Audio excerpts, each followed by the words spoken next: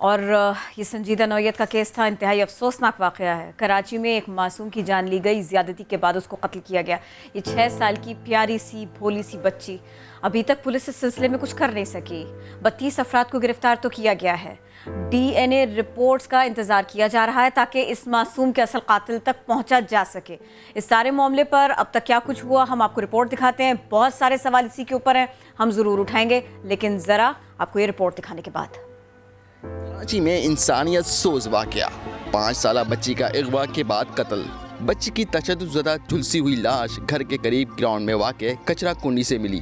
वाक़े के खिलाफ अहले इलाका ने एहतजाज किया, जिस पर PIB आने और जाने वाली सड़क ट्रैफिक के लिए बंद हो गई। बच्ची के वालिद ने बताया कि बेटी दुकान पर चीज़ लेने गई थी, लेकिन वापस नहीं लौटी। केक लेने के लिए गई, फिर जो है ना केक उस दुकान वाले ने दिया, फिर वापस ही घर पे नहीं आया। उधर छानबीन कर रहे, लेकिन वहाँ नहीं आया पुलिस। जब हमको लाश मिल गया तब पुलिस आ गई। मुतासरीन ने इल्ज़ाम आयद किया कि बच्ची की अगवा में पड़ोसी मुलविस हैं। आवाज़ ने कंपनी पे आया 12 बजे का टाइम पर, उसने दूसरा हमारा गांव वाला है उसको बताया कि भाई यहाँ पर लाश पड़ी है। वो आदमी जो है ना फिर पुलिस ने जो है ना पकड़ के उसका इस तरफ पीछे की तरफ से जो है ना खून लगा हुआ था। पुलिस ने शक की बिना पर छापा मारकर नवाज और उसके बाप को हिरासत में ले लिया। पुलिस का कहना है कि बच्ची की लाश तकिए के खिलाफ में मिली है।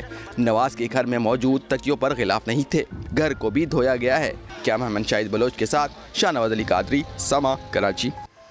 इतनी छोटी सी बच्ची के साथ में इतना जुल्म हो गया, बच्ची जान से गई। इलाका मकीन इस वाक़े पर तशवीश का इजहार भी कर रहे हैं, परेशान हैं, बहुत अफसोस है उन्हें। लेकिन एक वाक़े के बाद दूसरे वाक़े का इंतज़ार नहीं करना चाहिए, मोहतात होना चाहिए। ऐसा कुछ होता दिखाई नहीं दे रहा। सऊद बिन मुर्तज़ा इसी पहलू पर रिपोर्ट कर रहे हैं। नन्ही मरवा तो चली गई, लेकिन इसी इलाके में अब भी बच्चे घरों से चीज लेने खुद निकलते हैं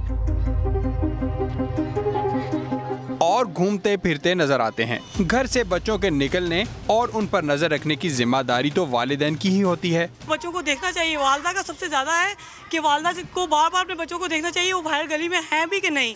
वो खेलने के लिए गए तो वो कहाँ खेल रहे ये भी नहीं पता उनको। वालिदैन कहते हैं मरवा के अगवा और कत्ल के बाद तशवीश तो है, लेकिन कच्ची आबादी के मकीन बच्चों को घरों से निकलने से रोक नहीं सकते। वालिदैन जो है बेचारे तो सुबह सुबह काम वगैरह के लिए चले जाते हैं, रात को 10 बजे आता है, और घर में जो फैमिली वगैरह तो बच्चों के साथ तो 24 घंटे बाहर नहीं आ सकते। इलाका चाहे कोई भी हो, वालिदैन अगर अपने बच्चों पर सख्ती के साथ नजर रखें तो ऐसे वाकया से बचा जा सकता है। कैमरामैन फरहान यूसुफ और एरिक परेरा के साथ सऊद बिन मुर्तज़ा, समा, कराची।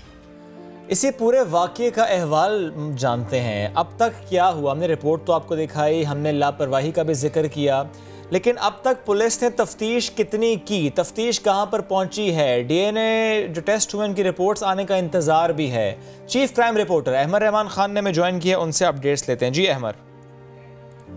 जी बिल्कुल, 6 साला मासूम बच्ची मरवा के अगवा और उसके साथ किए जाने वाली ज्यादती और उसके बाद उसके कत्ल से न सिर्फ उसका इलाका PIB बल्कि ये पूरा शहर कराची इस वक्त जो है वो गमजदा है। ये वाकया जब रुनुमा हुआ तो ये 4 सितंबर की बात थी कि PIB थाने में इस बात की इत्तला दी गई कि जी इस तरह इलाके से 6 साला बच्ची मरवा जो है वो गायब हुई है, जिसका कोई सुराग नहीं मिल पा रहा है। 3 दिन तक इलाका मकीन, इसके घर वाले तलाश करते रहे इस बच्ची को। घर से चीज़ लेने के लिए ये अकेली बाहर निकली थी, घर के करीब ही वाक़ दुकान से इसने चीज़ लेनी थी और वापस घर पर आना था, लेकिन ऐसा नहीं हुआ। 7 सितंबर को PIB की कचरा कुंडी से इस बच्ची की लाश मिली। लाश को अस्पताल मुंतकिल किया गया, वहां पोस्टमार्टम किया गया जब लाश का, तो इस बात की तस्दीक हुई कि बच्ची को के साथ जो है वो ज्यादती की गई है और उसके बाद सर पर कोई भारी चीज मारकर उसे कत्ल किया गया है।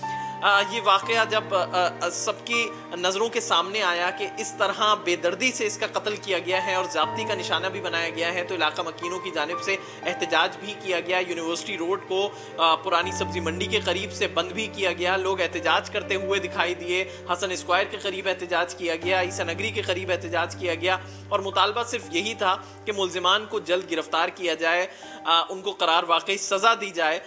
तो यही मुतालबा जो है वो लोगों की जानिब से किया जा रहा रहा था। पुलिस की तफ्तीश की जहां तक बात है तो इस केस में पुलिस अफसरान चाहे एसएसपी ईस्ट हो या फिर एडिशनल आईजी कराची गुलाम नबी मेमन, उनकी जानिब से भी घर का दौरा किया गया। घर पर पहुंचे वो ना सिर्फ वालिद से ताज़ियत की बल्कि उन्होंने यकीन दहानी भी कराई है कि जल्द मुल्जिमान को गिरफ्तार कर लिया जाएगा। इस सिलसिले में अब तक 32 के करीब लोग हैं जिनसे पूछगछ की गई है, जो कि उसी इलाके के रिहायशी हैं, जिससे मरवा के हवाले से पूछगछ की गई है, जिनके डीएनए सैंपल्स लिए गए हैं। लेकिन मामला यहाँ आके रुक गया है कि जब तक डीएनए सैंपल्स की मैचिंग नहीं आती है तब तक कुछ जो है वो कहा नहीं जा सकेगा। मरवा की जब बॉडी मिली थी, रिकवर हुई थी, तो उससे भी कुछ सैंपल्स जो है वो हासिल किए गए थे। अब उन सैंपल्स की मैचिंग जो है वो तलाश की जा रही है। अगर किसी शख्स से वो मैचिंग आ जाती है, खास तौर पर इलाके में रिहाइश पजीर जो वो 32 अफराद हैं उनमें से भी जो है वो ज्यादा शक जाहिर किया जा रहा है। कुछ लोगों पर जो है वो उनके वालिदैन की जानिब से भी जो है वो शक जाहिर किया गया है। तो अगर कोई मैचिंग आ जाती है तो मुल्जिम तक पुलिस को पहुंचने में बहुत ज्यादा आसानी होगी और मुल्जिम को जल्द ही गिरफ्तार कर लेगी पुलिस। लेकिन अगर मैचिंग आने में कोई मसला होता है, अगर कोई इलाके का शख्स इसमें इन्वॉल्व नहीं है, तो ये मामला जो है वो फिर काफी एक नया रुख इख्तियार कर लेगा और पुलिस के लिए तफ्तीश करना भी बहुत मुश्किल हो जाएगा। तो अभी पुलिस की तफ्तीश इस बात पर आके रुक गई है कि जी डीएनए सैंपल्स का रिजल्ट आएगा। डीएनए सैंपल्स के रिजल्ट्स के बाद ही पता चल सकेगा कि मुल्जिम कौन है और किसने ये तमाम तर कार्रवाई जो है वो की है।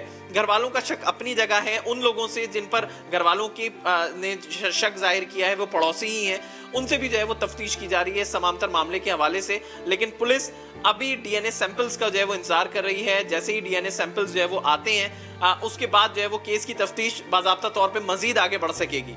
जी बहुत शुक्रिया, आप इस सिलसिले में अपडेट कर रहे थे। ये वाकया हो गया और फिर उसके बाद में वक्त जैसे जैसे गुजरता जा रहा है ये परेशानी भी बढ़ती जा रही है कि क्या हम इस वाक़े को ऐसे ही छोड़ देंगे? क्या इस फूल सी बच्ची के इंसाफ के लिए कुछ भी नहीं होगा? ये वाक़या हो गया तो कैसे हो गया? एक दरिंदा इलाके के लोगों से छुपा कैसे रहा? हम इसी सब के ऊपर बात करेंगे। समाजी कारकुन आलिया सारिम हमको ज्वाइन करेंगे। अस्सलाम वालेकुम, कैसी हैं आप? वालेकुम अस्सलाम, अल्लाह का करम है। भाभी, पता है ये जब से वाक़या हुआ है ना, नाश्ता नहीं किया जाता, खाना नहीं खाया जाता, उस फूल सी मासूम सी बच्ची का चेहरा आंखों के सामने से जाता नहीं है। प्रॉब्लम ये है, ये क्या मैं इस मामले को ऐसे देखूं, मैं रवैयों के ऊपर और जहनी मरीज़ों के ऊपर तो बाद में बात करूंगी। अगर फौरी तौर पर किसी बच्ची या बच्चे के गुमने की रिपोर्ट दर्ज हो जाए या रिपोर्ट नहीं भी दर्ज होती, पुलिस एक्टिव हो जाए, क्या ये हो सकता है कि हम बदकिस्मती ये हो कि हम वाक़या ना रोक पाएँ लेकिन हम उस मुजरिम तक जल्दी पहुँच पाएँ? बात इतनी सी है, मुजरिम भी हमारा, मजलूम भी हमारा, निज़ाम भी हमारा, पुलिस भी हमारी, मुल्क भी हमारा, इख्तियार भी हमारा। जब सब कुछ हमारा, तो मैं ये मानने को तैयार नहीं कि हम इस वाक़यात को रोक नहीं सकते या उन्हें पकड़ नहीं सकते। हम पकड़ना शायद चाहते नहीं हैं, हम इसको बहुत कैजुअल ले रहे हैं। मैंने अपनी, क्योंकि मेरे बहुत ताल्लुक़ रहता है, केसेस चल रहे होते हैं, मैंने अपनी पुलिस को बहुत स्मार्ट पाया है जहाँ वो उस काम को करना चाहते हैं, और जब वो नहीं करना चाहते तो मैंने ना करने में भी उन्हें बहुत समझदार और स्मार्ट ही पाया है जब वो नहीं करना चाहते हैं। रह गई इलाका मकीनों की बात, तो मैं ये कह दूं कि वो पड़ोसी जिसके लिए हमारे मजहब में है कि शायद जायदाद में भी उनका हिस्सा हो जाता, अल्लाह ताला ने इतने हुकूक रखे, और जब उस पड़ोसी पर ही शक हो जाए तो सोचिए ये चादरें हम कहाँ से अपने सरों पर ढाक के रखेंगे। वो रिश्तेदार जिसे कतई ताल्लुक़ की मना है, वही रिश्तेदार घर की बच्चियों को ना छोड़े, तो हम क्या समझें कि कौन हमारा रिश्तेदार है। जब मैं 20वीं सदी की पैदाइश, और जब मैं घर से निकलती थी तो मॉर्निंग शो होता था, मुस्तनसर साहब प्रोग्राम करते थे, मैं स्कूल जाती थी, क्या प्यारी प्यारी खबरें, क्या मुस्कुराते हुए मैं जाया करती थी। और आज जब इस प्रोग्राम के लिए मैं सुबह उठ के और मैं तैयार होकर मैं आ रही थी, तो मैंने कहा ये वक्त तो मेरा अपने बच्चियों को स्कूल भेजने का है। आज मैं उन मासूम कलियों को, उन परियों को जो हमारी ही बच्चियाँ हैं, मैं उन्हें रोने के लिए जाऊँगी, और रोने के लिए जब जाऊँगी तो ये कहूँगी कि अच्छा इसको रोएंगे, इसके बाद कितने दिन के बाद हम किसी दूसरे को रोएंगे। और वो रिपोर्ट हो गया सो हो गया, नहीं हुआ ये एक अलग किस्सा है। अच्छा देखिए, ये तो आ गई इसकी इन्वेस्टिगेशन की बात। आपके पड़ोस में कौन रह रहा है आपको नहीं पता, और ये शहरों से लेके गांव तक हमने देख लिया। छोटा बच्चा, अगर कोई बदनज़र छोटे बच्चे को नहीं बख्श रहा तो वो जहनी मरीज़ है। अब मुझे ये बताइए कि हम इस सिलसिले में कर क्या सकते हैं? खुद को पहले दर्जे में तो खुद को अलर्ट रहना पड़ेगा। दुकान इतनी करीब है कि बच्ची बिना चप्पल के जाती है वहां पर, और इतने से फासले का फायदा उठाया गया है। देखिए, एक बात मैं हमेशा ही कहती हूँ, लोग समझ लें तो अच्छी बात है, फैमिली प्लानिंग बहुत अच्छी चीज़ है। जब हमारी औलादें हमारे वसाइल, हमारे हालात से बाहर निकल जाती हैं, ये जो कच्ची आबादियाँ हैं, जिन लोगों ने कच्ची आबादियाँ देखी हैं, ये कहना बहुत आसान है कि माँ उन बच्चों को घर के अंदर रखे, मुमकिन नहीं है। जो माएँ हैं वो समझती हैं हमारे इतने बड़े बड़े घरों में बच्चों को संभालना इस वक्त मुश्किल हो रहा है, तो उन छोटे छोटे 60 गज 80 गज के घर में, अच्छा, और जितना गरीब बंदा होता है उसके पास अल्लाह ताला का कुछ करम है कि उसकी औलाद बहुत ज़्यादा होती है। हालात ये होते हैं, वो ना उसको स्कूल भेज सकता है ना किसी और जगह। मामलात ये होते हैं कि माँ सारा दिन घर का काम खुद कर रही होती है और बाप कमाने के लिए बाहर जाता है। माँ बाप के हालात ऐसे हैं कि खुशी का कोई मौका ही नहीं है, हर वक्त इसी उसमें कि रोटी आ गई, इलाज हो गया, बच्चा सो गया, बच्चा सेहत से उठ गया, दूध है, रोटी नहीं है, रोटी है तो दवा नहीं है, इस उसमें माँ बाप फंसे में। तो ये जो बातें करनी ना कि बच्चों को मैं ये नहीं कह रही कि बच्चों को रोकना नहीं चाहिए, रोकना चाहिए, अब कैसे रोक सकेंगे उसका इस वक्त मुझे वाहिद हल यही नजर आ रहा है कि जितने आपके वसाइल हैं, जितने आपके मामलात हैं, अपनी औलाद को उसी को इस दुनिया में लेकर आइए। वही औलाद इस दुनिया में आनी चाहिए जिस औलाद की आप हिफाजत भी कर सकें, जिस औलाद की आप परवरिश भी कर सकते हैं। नेमत भी है, रहमत भी है, लेकिन जब मेरे मुल्क की रहमतें, बेटी रहमत है ना, जब मेरे मुल्क की रहमतों का ये अंजाम हो, रहमतों का भी नेमतों का भी, दोनों का अंजाम है इस वक्त हम जिसकी बात कर रहे हैं। और मैं ये समझती हूँ कि ये जो भी इक़्तिदार आला में है या आम शख्स भी, चाहे वो पड़ोसी था, चाहे वो पुलिस वाला था, चाहे वो अदालत वाला हो, चाहे वो ऐवानों में बैठने वाला हो, ये मकाफात अमल है। मैं ये समझती हूँ कि अगर हम अपनी बेटियों को इज्जत की जिंदगी नहीं दे सकते तो इज्जत की मौत दे दें। अगर इज्जत की मौत नहीं दे सकते तो इज्जत की कब्र दे दें। अगर इज्जत की कब्र नहीं दे सकते तो उन मुजरिमों को कम से कम करार वाकई सजा दे दें। और अगर हम ये भी नहीं कर सकते ना किरण, तो याद रखिए कि मकाफात अमल की दस्तक हमारे दरवाजे पे मौजूद है, बगैर पूछे दरवाजा खोल कर अंदर आ जाएगी। आलिया भाभी, इसी मामले पर हम बात करेंगे। एक खबर आज शेयर करना बहुत ज़रूरी है। एहतसाब अदालत ने आसिफ अली जरदारी और यूसुफ रजा गिलानी पर फर्द जुर्म आयद कर दी है। दोनों ने सेहत जुर्म से इनकार कर दिया है, लाख इनकार किया, लेकिन फर्द जुर्म आयद हुई है। अब ज़रा ट्रायल होगा। नवाज शरीफ साहब से मुताल्लिक़ खबर यह है कि रेफरेंस में इश्तिहारी करार दिया गया है। शहजाद अली ने हमें ज्वाइन किया, इस खबर की तफसील उनसे लेंगे। शहजाद, कुछ देर पहले तक तो खबर ये आ रही थी फर्द जुर्म मौखर हो गया, अब फर्द जुर्म आयद कर दी गई है, अहवाल दीजिएगा समात का। जी बिल्कुल, शुएब पार्कलैंड और जो मनी लॉन्ड्रिंग केस था उसमें जो है वो 17 सितंबर, जबकि जाली अकाउंट केस और तोशा खाना रेफरेंस पर जो समाअत थी, इसमें जो है वो एहतसाब अदालत के जज असगर अली जो है वो समाअत कर रहे थे। साबिक सदर आसिफ अली जरदारी और साबिक वज़ीर आज़म यूसुफ रजा गिलानी पर जो है वो फर्द जुर्म आयद कर दी गई है। आसिफ अली जरदारी और यूसुफ रजा गिलानी ने सेहत जुर्म से इनकार कर दिया है। जज ने फर्द जुर्म की कापियां जो मुल्ज़मान के वकला हैं उनको दे दी हैं और कहा गया है कि आप इनको पढ़ सकते हैं। जबकि अगर यहाँ पर आपको ये बताना चलूँ कि साबिक वज़ीर आज़म नवाज शरीफ जो इस वक्त लंदन में है, उनको जो है वो इश्तिहारी करार दे दिया गया है एहतसाब अदालत की जानिब से। नवाज शरीफ को इश्तिहारी करार देने के बाद उनका केस अलग कर रहे हैं, ऐसी रिमार्क्स आए हैं एहतसाब अदालत के जज की जानिब से। यूसुफ रजा गिलानी के जो वकील हैं उनकी जानिब से जो है वो फर्द जुर्म पर एतराज़ात उठाए गए हैं और ये कहा गया है कि हमें मौका नहीं दिया गया बाकायदा तरीके से। अब जो है अभी तो नवाज शरीफ के दायमे वारंट जो है जो शेब वो भी जारी कर दिए गए हैं एहतसाब अदालत की जानिब से। 7 दिन के अंदर नैब ने नवाज शरीफ की जायदाद की तफसीलात भी तलब कर ली है। नवाज शरीफ अब इश्तिहारी हैं और जायदाद की जब्ती के लिए भी कार्रवाई की जाए। एक बार फिर से क्लियर कर दीजिएगा, क्योंकि डिफरेंट केसेस हैं। तोशा खाना रेफरेंस फर्द जुर्म इस पर आयद हुई है, ऐसा ही है? जी बिल्कुल शुएब, तोशा खाना रेफरेंस जो था इसमें जो है वो साबिक वज़ीर आज़म यूसुफ रजा गिलानी, साबिक वज़ीर आज़म नवाज शरीफ और साबिक सदर आसिफ अली जरदारी, तीनों जो मुल्ज़िमान थे जो है इन पर फर्द जुर्म आयद कर दिए। नवाज शरीफ को जो है वो इस केस में इश्तिहारी करार दे दिया गया है क्योंकि नवाज शरीफ को और दूसरा केस उस पर भी शहजाद, दूसरा रेफरेंस जिसमें फर्द जुर्म मौखर हुई है वो शुएब जो है पार्कलैंड जो है वो मेगा मनी लॉन्ड्रिंग जो स्कैंडल था उसमें जो है वो 17 सितंबर तक की जो है वो अदालत ने तारीख दी है और वो मौखर कर दी गई है। फर्द जुर्म वो आज आयद नहीं हो सकी है और जो है तोशा खाना रेफरेंस इसमें जो है वो कुछ जाली अकाउंट केस से जो है वो कुछ रकम मुंतकिल करने के हवाले से जो है वो ये केस था जिसमें जो है वो कुछ रकम मुंतकिल की गई थी जाली बैंक अकाउंट केस में और गाड़ियों के जो टैक्सेस थे वो अदा किए गए थे इस रकम से, जिस पर जो है वो ये रेफरेंस जो है वो नैब की जानिब से दायर किया गया था और आज इस केस में जो है वो तीनों जो मुल्ज़िमान थे उन पर फर्द जुर्म आयद कर दी गई है। शुक्रिया शहजाद, शुक्रिया, आपने अपडेट किया हमें इन रेफरेंसेस से मुताल्लिक, बेहद शुक्रिया।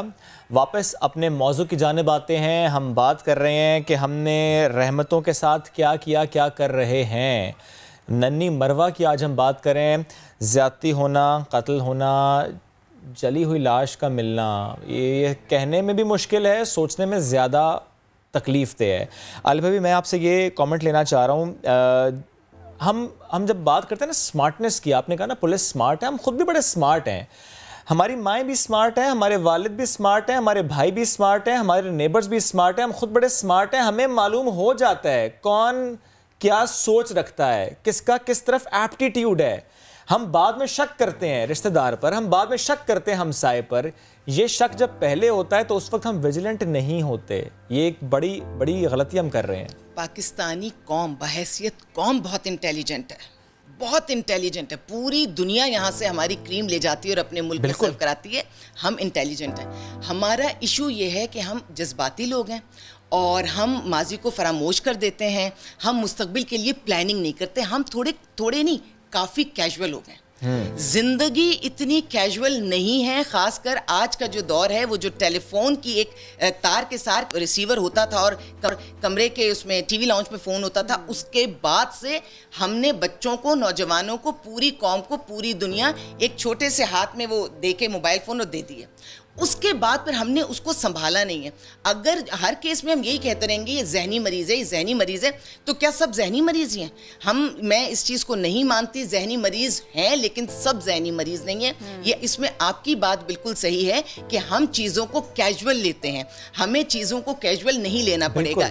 मैं इनके माँ बाप की अगर बात करूँ, जब उनसे ज़्यादा तफसील से बात होगी, आप बताइएगा इतने छोटे से घर में इतनी सारी औलादों का होना, क्या आपको उससे लगता है कि उनके पास ये आगे ही ये शऊर था कि वो कितनी जिम्मेदारियां संभाल सकते हैं? वो उसको भी बहुत कैजुअल लेते हैं। ये तो मैंने उन लोगों की बात की जिनके पास तालीम तरबियत की कमी है। अच्छा, मैं बड़े लोगों की बात कर रही हूँ जो बहुत ज़्यादा पढ़े लिखे हैं और जिनके पास शऊर भी, आगाही भी है, वसाइल भी हैं।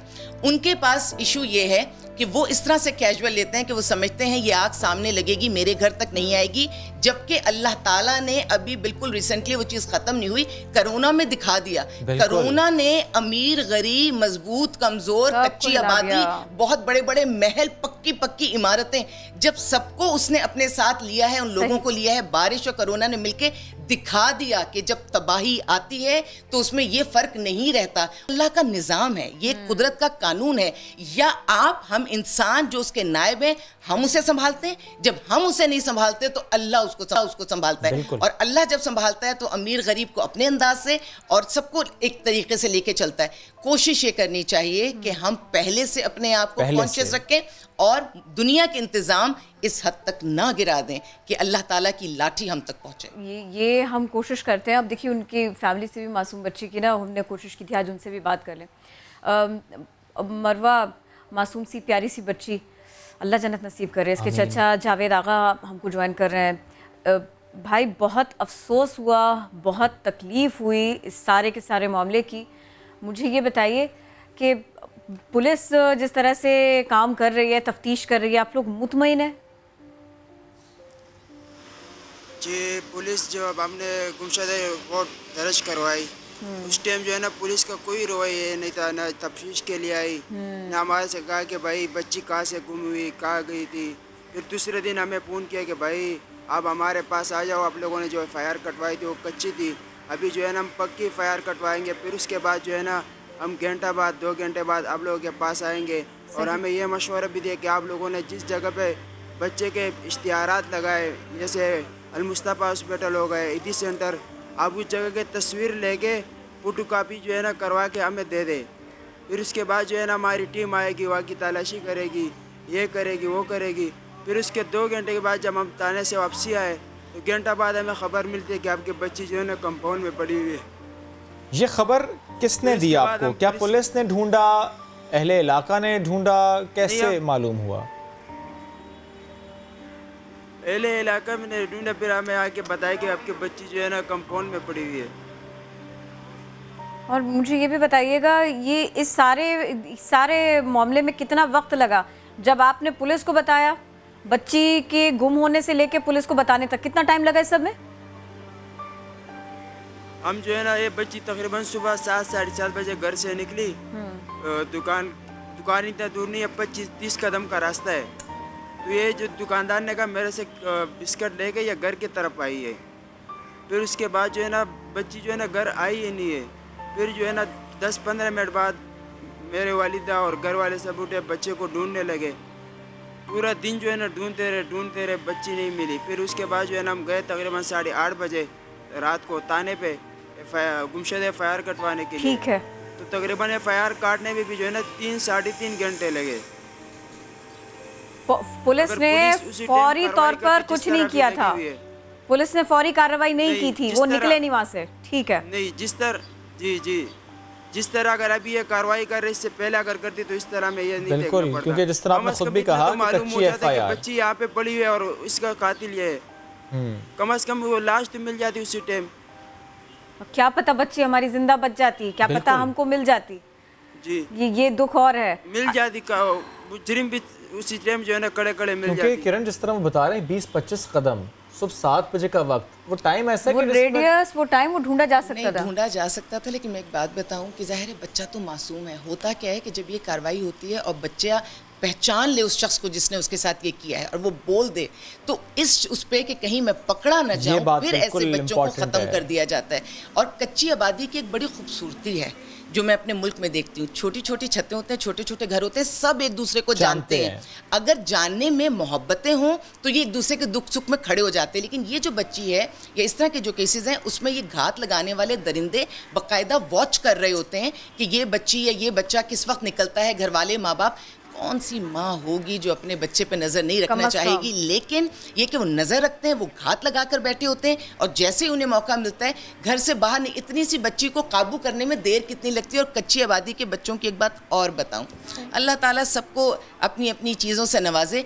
ये बच्चे एक टॉफ़ी, एक बिस्किट, एक चिप्स के पैकेट पर किसी भी अजनबी के पास आ सकते हैं और वो इन्हें अपने करीब बुला सकता है। मोहब्बत का भूखा बच्चा, और फिर जो बुनियादी चीजें हैं उनसे भी दूर है। अगर ये बच्चा अपने टाइम पर स्कूल जा रहा होता, किसी अच्छी जगह जा रहा होता, तो यही टाइम उसका इन चीजों के बजाय वो नंगे पैर बराबर में ना जा रहा होता। और यूनिफॉर्म से स्कूल जा रहा है। अजनबी, वो जाहिर है 20-25 कदम पर दुकान है, वो सुबह 7 बजे घर से बाहर निकली है। जो शख्स हो सकता है अजनबी ना हो, नहीं हो, ज्यादातर अजनबी नहीं होते। मैंने क्यों आपसे कहा कि हमसाये पे से भी एतबार हट गया, रिश्तेदार से, क्योंकि ये केसेस जब भी हमने देखे उसमें जानने वाले, हमसाये, रिश्तेदार, यही लोग आम तौर से शामिल होते हैं। और कभी ढूंढ भी रहे होते हैं, यही मिलकर ढूंढ रहे होते हैं, और ये इसी तरह पकड़े भी जाते हैं। जब ये मिलकर ढूंढते हैं ना, तो घर वालों से ज्यादा ये रोना धोना कर रहे होते हैं। देखा है कुछ केसेस में। अगर इन चीज शक व शुबाहत पे करे, DNA तो अपनी जगह रिजल्ट और रिपोर्ट आएगी, वो तो एक मुस्तनद बात हो जाएगी। लेकिन पुलिस का तजुर्बा इतना होता है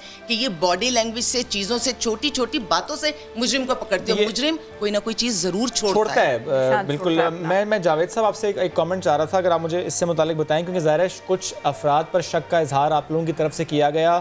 अभी 32 लोगों के DNA टेस्ट हुए हैं, उससे मुतालिक आपको पुलिस ने बताया कि इतने लोग हमने गिरफ्तार किए, इतने DNA टेस्ट हो चुके हैं, अब रिपोर्ट आ जाएगी, इससे मुतालिक भी बताया जा रहा है आपको?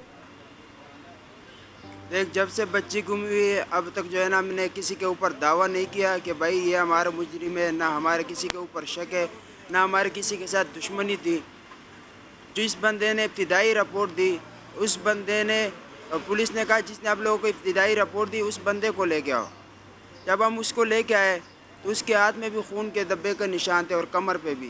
तो पुलिस वालों ने वो खुद देखे, फिर पुलिस वालों ने उसी टाइम उसको जो है ना वहाँ से लेके गए थाने पे। ये आप नवाज की बात कर रहे हैं? और जी, जब बच्ची घर से निकली तो अम्मा को कहा कि मेरे लिए चाय का कप भर देना, मैं बिस्किट लेके आ रहा हूँ। बच्ची तो वही से चली गई, चाय वही का वही पड़ा रहा।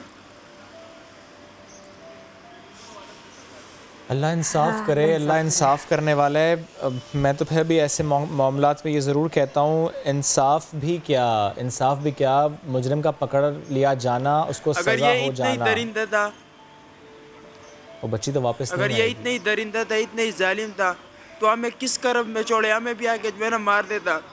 अगर हमें तो ये गम नहीं देखना पड़ता। अगर इतना जुल्म इस बच्ची के साथ कर सकते हैं तो आके हम हमारे साथ भी इसी तरह करे, ताकि हमें ये गम नहीं देखना पड़े। दरिंदे के छूटने का मतलब यही है कि उसकी हिम्मत बढ़ेगी, दूसरे बच्चे भी मुतासिर होंगे। वो जितनी जल्दी पकड़ा जाए और जितनी इबरतनाक सजा जल्द अज जल्द मिले, वो हमारी बच्चियों के लिए, हमारे बच्चों के लिए, हमारे मुस्तकबिल के लिए ज़रूरी है, बहुत ज़रूरी है। बहुत कुछ करना, हम आपके दुख का अंदाज़ा नहीं कर सकते, लेकिन यकीन जानिए हम पूरी कोशिश करेंगे कि ये मामला जो है ना, जब तक इंसाफ ना हो, इस बच्ची का तस्करा होता रहेगा। बिल्कुल जावेद साहब, बहुत शुक्रिया, आप हमें वक्त दे रहे थे। प्लीज कहिए। मरवा के मसले नहीं, यहाँ पे अल्लाह को मरवाए रहते। ऐसा ही है, बिल्कुल ऐसे ही। हम सबके घरों में बच्चे हैं। एक ऐसा वाकया होने का मतलब है कि हम सबके बच्चे गैर महफूज हैं। वो जिस मर्जी इलाके में रहते हो, वो बच्चे गैर महफूज हैं। जावेद साहब साथ जी जी जी दुकान चलो, अगर दुकान भी इतना दूर नहीं था। अब बिल्कुल आपने कहा ना 20-25 कदम पर दुकान, ऐसे में भेज देते हैं वालिदैन के, चलो बिल्कुल 7 दुकान है, बच्ची चली जाएगी, लेकर आ जाएगी। जावेद साहब, अल्लाह करे इंसाफ मिले, जल्द मिले, बर वक्त मिले। साथ मौजूद थे आप, आलिया भाभी आप साथ मौजूद थी, लेकिन आपकी मौजूदगी है, मैं एक रिपोर्ट आप दोनों को भी दिखाना चाहता हूँ, नाज़रीन को भी दिखाना चाहता हूँ कि जब हम बात करते हैं रोल ऑफ सोसाइटी की, जब हम बात करते हैं कि हमारे आसपास क्या हमें रोल अदा करना चाहिए, इवन मुझे, आपको, हम सबको, कि जब भी हम ऐसा कोई मामला देखें कि कोई शख्स किसी बच्चे को कहीं लेकर जा रहा है और आपको लगे, आपको जरा सा भी शक हो कि मामला गड़बड़ है, you have to report that, ध्यान दीजिए। और ऐसा हुआ। लियारी बगदादी का इलाका, यहां पर इलाका मकीनों ने 5 साल बच्ची को बाजियाब करवा लिया। ये मुलजिम बच्ची को लेकर जा रहा था, इलाका मकीनों ने देखा, पूछा उससे, मुलजिम घबरा गया। यानी इलाका मकीनों की ये फुर्ती काम आई। अहमद रहमान खान ने इस मामले पर रिपोर्ट तैयार की, आपको दिखाते हैं। और ये सीखने लायक बात है कि हम सबको रिस्पॉन्सिबिलिटी अदा करनी है।